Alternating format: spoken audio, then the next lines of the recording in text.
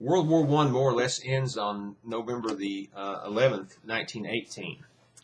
It took a while for American troops to actually be committed to the First World War, none the least of which because many of them are sick with a new type of influenza, which spreads all around the world, actually weakens the Germans to the extent that they can't quite fight back anymore. This new influenza is a very different strain of influenza, which kills most of the people who it actually sickens. Very few people recover from it. Actually, millions of people around the world die from this influenza between about 1918 and 1921, this worldwide flu epidemic that kills millions of people.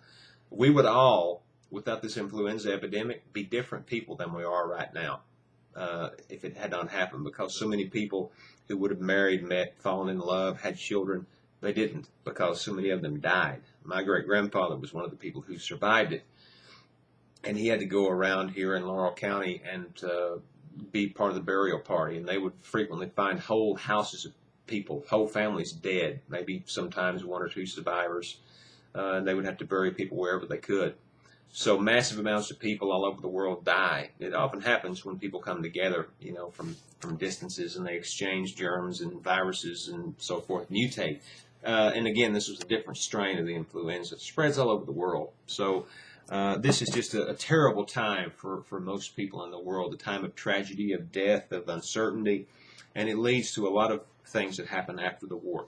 So the war is over in 1918 with the armistice, and now, of course, the outcome is very uncertain. One of the things that happens is that England and France go in the Middle East, and they go to Arab tribes and people and say, hey, if you will fight with us against the Ottoman Empire, because the Ottomans, of course, were allies with the Germans, if you will fight against us, we will give you your freedom. But as we see on page 670, the British don't do that. They lie. They don't allow the Arab tribes to have their freedom in their own countries. Instead, at the end of the war, what we see with the Paris Peace Treaty in 1920 is that the Allies dismember the Ottoman Empire and keep it for themselves, and create, on page 670, what's known as the mandate system, where mandates where former colonial peoples are not yet ready for freedom and democracy. So we, the European nations, have a mandate to tutor these people, in other words, to control their territories, and also, by the way, to take their oil, and to keep them under our control for however long we want to, until they're ready for freedom, and of course we'll decide that. So what happens is European nations, France and England especially, create all these new countries like Iran, Iraq, Syria, Lebanon, and so forth, and administer these countries and don't allow them to rule themselves at all, and of course get all that good oil out of the ground. The people in Iraq, Iran, Syria, Jordan, Lebanon, and so forth have no say-so in these countries whatsoever. The Europeans draw the boundaries for them and name them themselves. So now we have people like the Kurds have lost their country.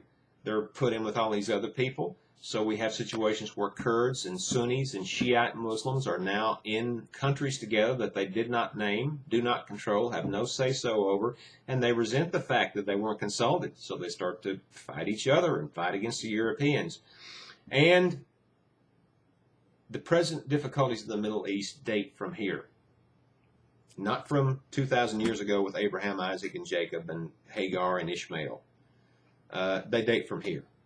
This is the First World War is the real roots of the current situation in the Middle East, where outside interference and redrawing boundaries and extraction, theft of resources and so forth anger these people in the Middle East. So it's a dissatisfactory outcome of the war for them, certainly, because they were betrayed by the French and the British. It's also a difficult outcome of the war for Germans, because Austria-Hungary, which of course started this war in the first place, arguably, I'd say they did, they conclude their own separate peace. So now Germany is left holding the bag. And the terms of this war, of course, America under Woodrow Wilson had said this was to make the world safe for democracy, right? That people had to have the right, the self-determination of nations, the right to their own nation, democracy, freedom, and so forth. The European allies are not buying this at all. England and France don't want democracy in the world. They want to keep their colonies. They want to get colonies away from Germany, and they want to get Eastern Europe, and they want to get the Middle East and whatever. So this is for them an imperialist war, clearly.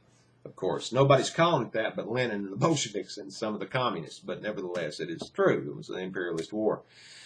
So at the end of this war, under the terms of the Treaty of Versailles, Germany is blamed for the war. They have to accept full war guilt. They have to pay reparations of, I think, $33 billion.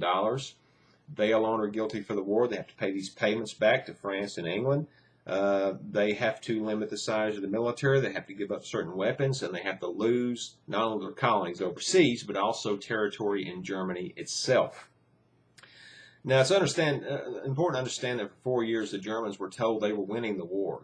The press around the world was censored. I mean, everybody was lied to by their governments, the Americans included. I mean, very little truth was told in the press during the First World War because it was bad for morale, and we had to have total mobilization.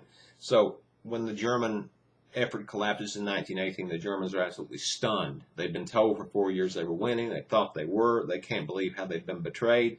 So they're angry. They're frustrated, and they're looking for somebody to blame.